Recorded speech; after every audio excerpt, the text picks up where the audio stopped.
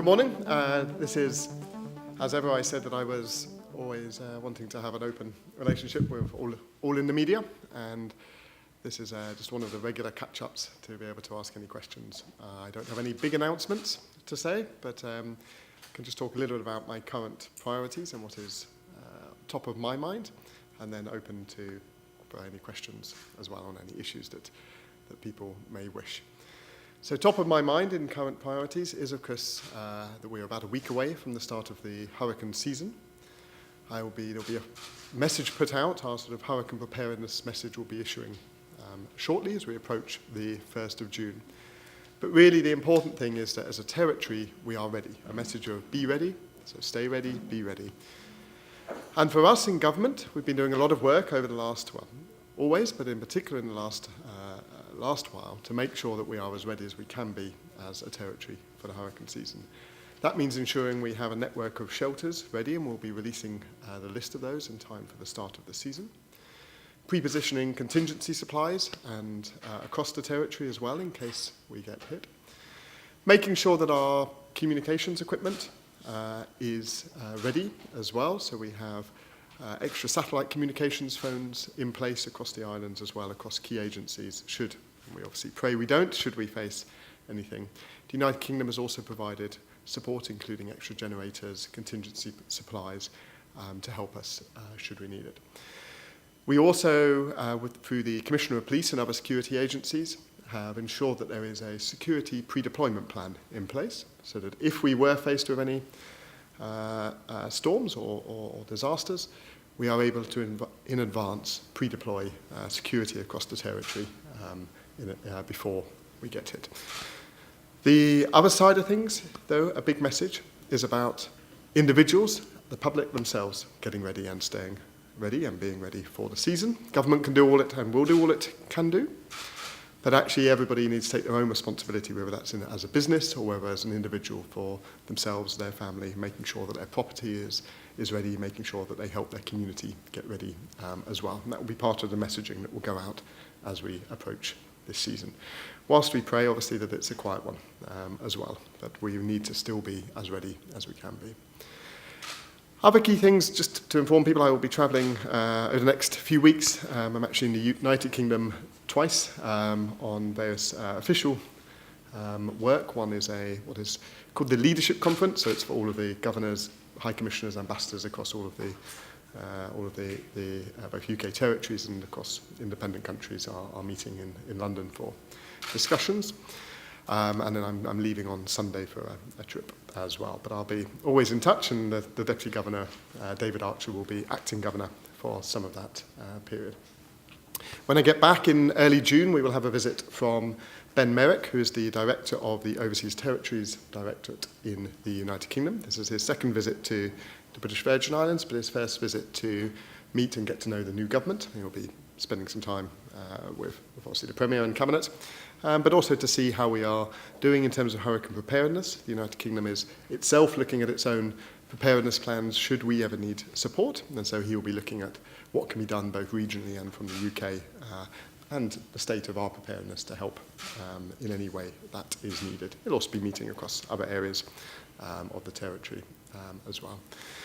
Other things for me that we are doing, and you'll see me if you're out shopping on Friday. I am trying to promote, and this is very dear to my heart, that we keep the territory improving in its approach to being green and being environmentally friendly and sustainable. So the out shopping bit is I will be packing bags at a supermarket to using biodegradable, reusable bags to try and get us encouraged that we move away from use of disposable plastics. At Government House and across my office ourselves, we are trying to cut the use of plastics and to go as close to plastic-free as we can, but also to look at how we reduce our impact on the environment, everything from trying to grow some more vegetables at Government House ourselves when we cater, through to reducing our waste. We've set up recycling facilities as well for our office, and I know there's a lot of work that we are supporting across the territory to do that. The other part, just in terms of big policy things, and particularly in the United Kingdom, I won't comment on it because today is, in the United Kingdom or across Europe, is the day of the European elections, so the elections to the European Parliament, which the United Kingdom is taking part in. It wouldn't be appropriate for me on an election day to comment, even though there are elections happening a long way away from here.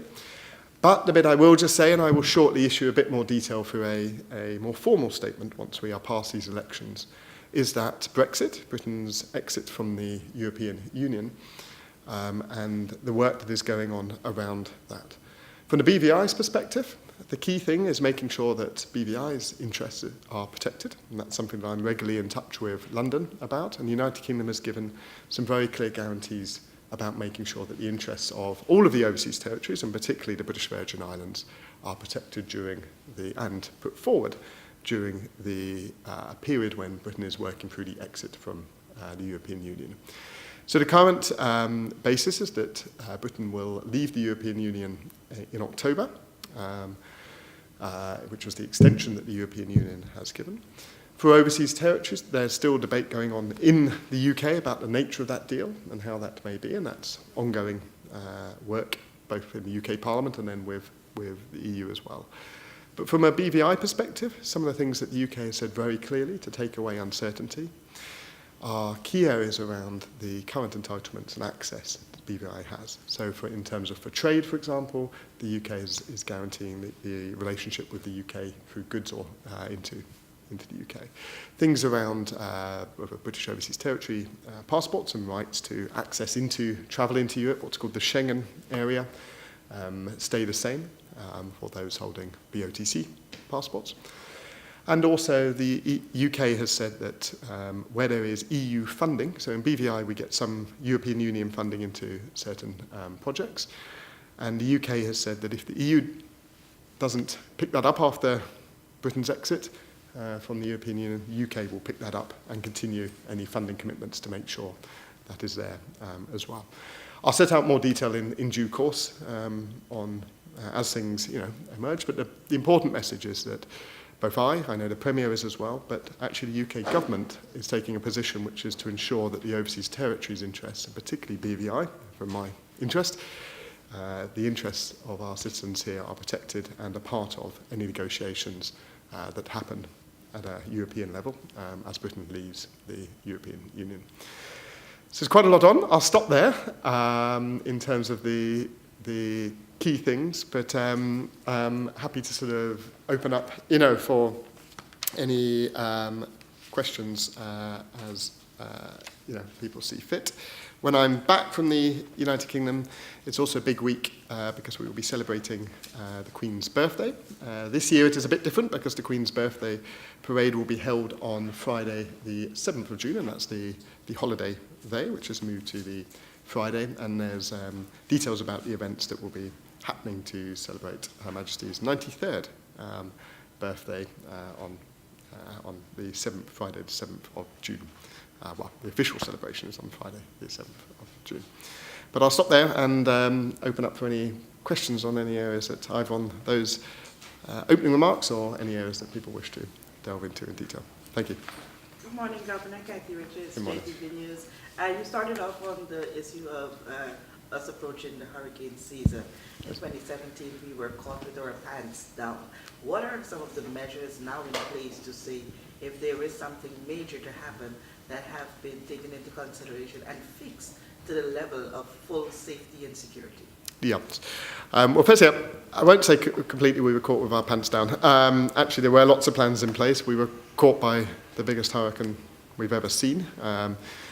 It's a bit like I overuse this quote, but Mike Tyson says everybody has a plan until you get the first punch. We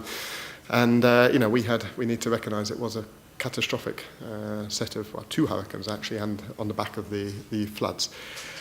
But we have learned a lot of the lessons of that. So the things that through our Department of Disaster Management and their leadership, but right across every single ministry and aspect of government and working with businesses and communities, we've made sure that we've learned some of those key lessons. Now, part of that is updating our law and the legislation. So there's a revised disaster management bill, which has gone to the House and will be going through the House. That updates some of the powers that we realised we needed, including key ones about how we prepare for a potential disaster in terms of the state of preparedness powers that we do, how we can move emergency services into the earlier planning mode. But it also has other powers about amendments to make sure that we can respond in a more effective way. Other areas that are key are really about some of the core infrastructure that we have. So getting better communications in place. One of the things that hindered our response last time was the fact we couldn't talk either across the islands or even outside or link up with people. So making sure that we've improved our satellite communications ability, making sure we have more power generators in key areas, making sure that we pre-deployed across the territory, have safe shelter in each community, have police and security agencies able to deploy. But these are things that we're going through on each of the areas of our readiness. The Cabinet will shortly be looking at what we do every year, which is our readiness assessment. So we go through each agency and we look at how ready we are as a whole, and then we sort of target any final areas. But there's been a lot of work through the Department of Disaster Management to make sure that whilst we can't direct the weather or control it, we can be as ready as we can be. But the important message, as I said earlier, is really that this is not just government alone. This is everybody needing to think what they can do themselves. We have a lot of building work still ongoing, and people will need to think how they try to speed that up if it's in key hurricane repairs, or also for builders themselves or the contractors, if we do start hearing about storms coming this way, how they make sure that their site doesn't become a risk to properties or properties around them if there's building works underway. I understand there is at least one shelter from 2017 that still has persons there residing. Are you aware of this? And if so, why is this and what is being done to have those persons return to their normal lives? Yes, no, I'm aware of it. It's so shelters, and that shelter falls under the Minister for Health and Social Development. But he and I have discussed, and I know he's working up plans to ensure that those people are supported into more suitable accommodation as well. And there's a programme then to repair the shelters underway, but the Minister will be able to talk a bit more about the specific housing plans. Thank you.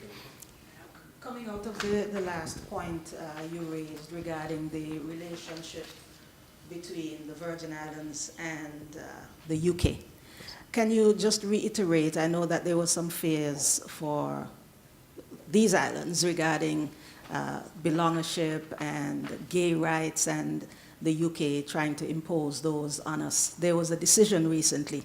Can you just reiterate what that is now for us, please? Yes, sure. So people will be aware there was a report by an independent of government in the UK, but it's a parliamentary report from what's called the Foreign Affairs Committee, which set out a range of proposals for the UK government to consider looking at the overseas territories. These touched on different aspects and some of those areas that you've mentioned. The United Kingdom government has now themselves formally responded to that through the Foreign and Commonwealth Office response. And on those issues, they're quite clear about, and it's worth reading the full report, but it talks through about how they believe these are big issues, and they are ones that should rightly be debated and thought through, but really are primarily a matter for the overseas territories to themselves work through as well. And that's, the Foreign Office report is available, it's been published and is out, for people to look into each of the detail. But the position is from the UK that they want to support, as they always do, want to support each territory to continually sort of progress and to succeed. And on some of these issues, they support the view that they are primarily for the local overseas territory, whether that's here or in other places. It all differs a little bit in terms of the individual setup on whether that's belonger rights or other issues, but they are matters primarily for the overseas territories governments to work through. In layman's terms then, if the BBI doesn't want to legalize homosexuality, it's a matter for the people and the UK won't impose this on us? Well, it's a matter for people here in terms of the rights that they feel should be had. The UK and myself, in terms of the position on whether that's lesbian, gay or bisexual relationships, is that everybody should be treated equally in law. And in terms of how the law applies, that everybody, and our constitution indeed, says everybody should be treated equally in law, whether that is because of race, whether it's because of religion, whether it's because of disability, whether it's because of sexual orientation, whatever it is, those things are already there. So it's really a matter for local people to decide how best they want to go forward on that. One more question before we go on. Of course, there's the topical issue these past couple of days or weeks, which led to some protests taking place at the House of Assembly and on social media and all of that. What is your position on, let's say, the swearing in of Honorable Mark Van der Poel, the clear path to regularization? Can you speak to that for us, please? Okay, well, two quite different topical issues there, so I'll probably cover them separately, because not to mix up issues. On the issue of the representation of the 4th District and the member-elect being sworn in, I've really said what I've said in the past on this. It's now a matter for the House to swear in and to take forward the swearing in of the member-elect in that area. That's really for the House to take that forward, not. But so we see that there is a delay taking place as far as that is concerned. Is there anything that you can do, or are you in a position, in fact, to do anything about that? Well, my view is, as with any issue, I want to see, make sure that democracy works, that there is representation for all in the territory. The current issue is about what happens in the House, and that's a matter for the House. It's not for me to intervene in matters of the House. It's for the House to take forward the swearing in of the member-elect. So there isn't a position or point where the governor will step in? Because people are saying, oh, the UK government should step in. Maybe the UK government is going to come and take over now because of what's going on here. Yeah, that always seems to be a response when very quickly people jump to that conclusion. All the time, actually, the key thing people need to think about is how do the institutions in the British Virgin Islands work most effectively? Since I got here as governor, and I've said this before, I always feel a governor when they arrive, and when they leave, their handover note to their successor should say, you have less to do than I had to do. They should, because the institutions of the territory are stronger, democracy is working better, the institutions are working more effectively, whether that's in terms of accountability, transparency, representation, the government is more effective. If people always say, oh, what's the UK going to do, or what's the governor going to do, it's the wrong question with respect. And actually, this really is a matter for the House and for people to themselves make sure that the representation is taken forward effectively. In terms of your second point, which is the whole question about the Premier's or the elected government's proposed reforms on belonger and residence status. I mean, it's really an issue, obviously, for the Premier to discuss more. I'm pleased to see he's holding consultation sessions. I know he's doing another one tonight, actually, in Virgin Gorda. And that's very good. This is a very important issue. It's one that's really important that it's got right, and one that, involves those consultations to ensure that the public are thinking it through. It's very good that, thinking from my perspective, that issues of ensuring the right level of status and that people are valued in society and unified as a society as a whole is taken forward, and the Premier's rightly leading those consultations with his ministers on that. So I look forward to discussing the outcomes of those. Thank you. Good morning, Morning. Genevieve, BVI Beacon. So you spoke on the importance of environmentally friendly practices and policies. As you may know, the Climate Change Trust Fund Board was recently revoked as part of a policy of making the boards of various statutory boards fall under the tenure of the lifespan of the government. This one specifically, it appears, according to the Climate Change Trust Fund Act, that it might not be legal, that the members can only their memberships can be revoked only for certain reasons. I was wondering if you had a comment on the legality of that action. Well, Cabinet took a decision on the Climate Change Trust Fund. I don't comment on the discussions in Cabinet, because that's part of our principles of having a frank and open exchange at Cabinet, but once decisions made. Just in general terms, to explain a bit about Cabinet, though, Cabinet it consists of obviously the elected ministers, myself as chair of Cabinet, and the Attorney General giving the legal advice, and obviously the Cabinet Secretary is there as well. I chair, but don't have a vote in Cabinet. Likewise, the Attorney General gives his legal advice, but doesn't have a vote. Ultimately, it is a decision of the elected members as to how they wish to proceed. Having heard the Attorney General's advice, any points I may make, other points from colleagues. And it would be inappropriate me to share any points that individuals make in those discussions. The ultimate decision is the collective decision. On this issue, it's really a question for the Premier on it and on his views on that. But as a general thing, the law must always be applied in any matter, regardless of what particular subject is being debated. Thank you. The other question I wanted to ask was, are you able to give any update on the status of accessing the United Kingdom's loan guarantee? Yes, so just by way of recap for those who aren't as familiar as we all are around here necessarily with the loan guarantee, so the United Kingdom offered in November 2017, shortly after the storms, both grant funding and then supported by a £300 million loan guarantee to essentially allow the territory to access capital at a much cheaper rate than it would if it had to go to the private market, but also to boost international confidence, whether from donors or others, that the money is underwritten in a way by the UK, so we can really boost our recovery, get it moving faster, and do some of those long-term developments to take the territory forward alongside the government's plan.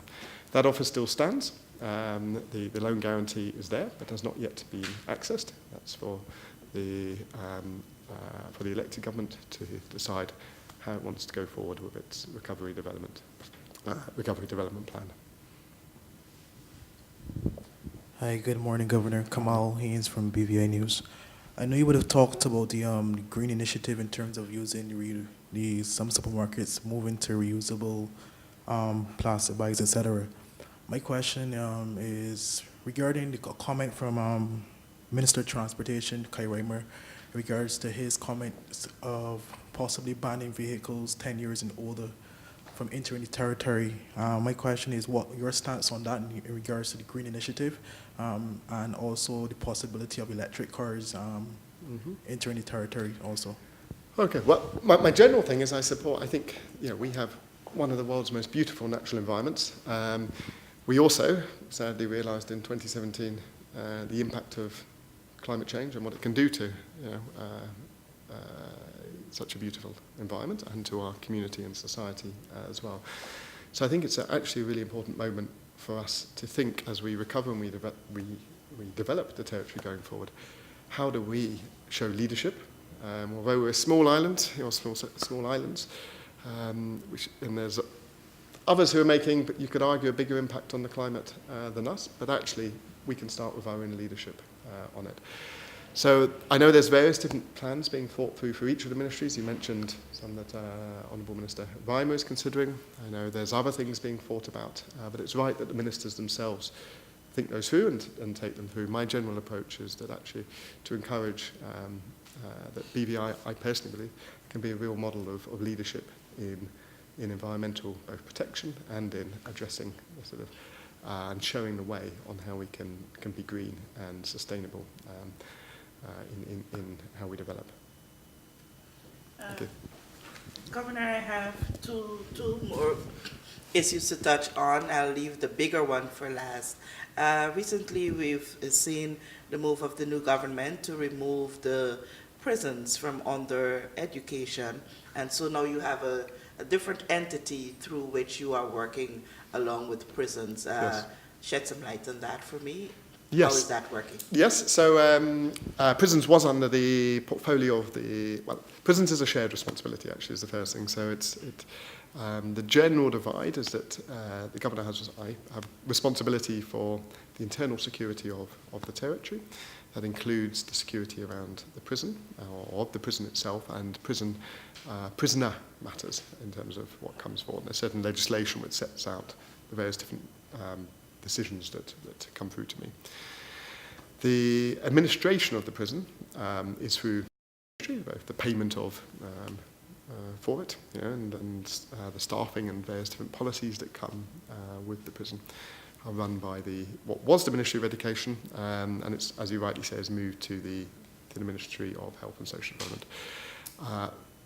The approach always, though, is partnership. So it's how do we get the best for the prison and make sure that it's run in the most effective way, that it's safe, it's secure, and importantly, and something that I and the Minister have already discussed and are working through with the support of the prison superintendent, how do we make sure that the prison isn't just about punishing in a safe and secure way, but is actually, it's not a revolving door, that people go to the prison and they book their room for their next day as they leave, that actually we're breaking that cycle of reoffending. The prison is a key moment in people's lives, that they realise, this is a chance to reform, to reintegrate back into society in a different way. And that's something that, with the move to health, that can help address some of the other factors that lead to people's offending.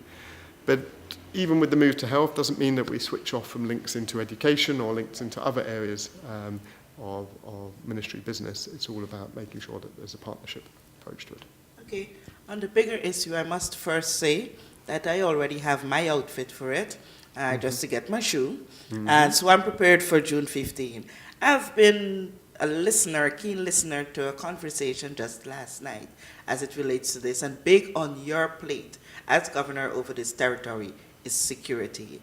And there seems to be, in a wide cross-section of the territory, a major concern as to the security of the territory for June 15, as it relates to the strength of the police force here and other institutions that are attached to it. It's been said that some 8,000 persons are expected to be on island at this time.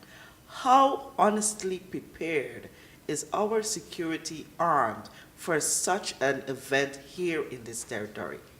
Yes, a good question. And actually it's a series of events. So on the weekend of June the 15th, we've got a number of different events happening across the territory, both obviously the Buju Banton concert as the main one. There's a soca event in the Pier Park. There's events on the water, and I think at Norman Island as well. So it's across the territory.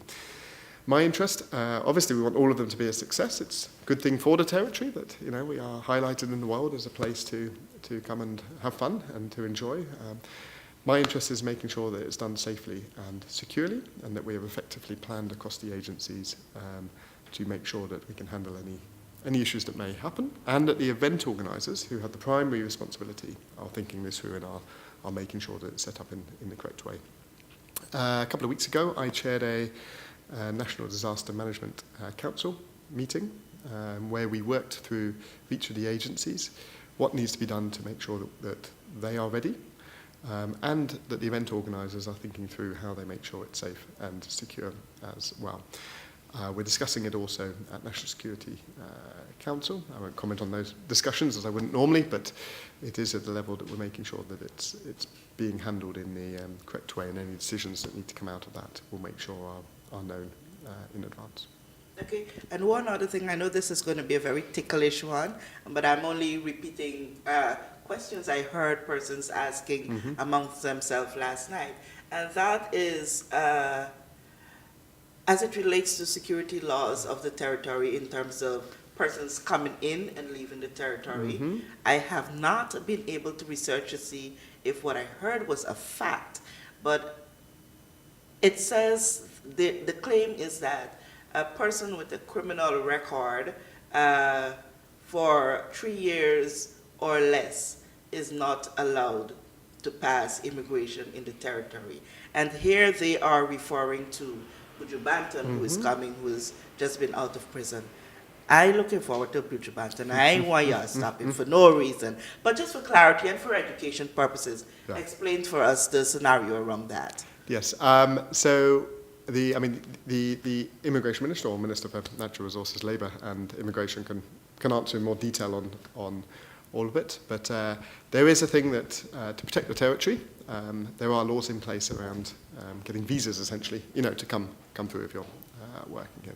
There is also dispensation allowed or discretion allowed by the Chief Immigration Officer on those areas as well, and this can be applied in this circumstance. But it's really an issue for the Immigration Minister, who oversees the Chief Immigration Officer, about how he applies that discretion appropriately. The laws are set up, deliberately to make sure that we are protecting the territory, but also there's always a discretion to make individual case-by-case decisions, as in this case. Thanks for a bit of education. That's right. Thank you. Pleasure. Okay. Well, thank you as ever for all of the time and questions, and always enjoy discussing and talking through anything, and always open to any debate that we may wish. But can I wish you all a happy, I think we're still in the morning, happy morning, and a good rest of the day. So thank you very much. Thank you very much.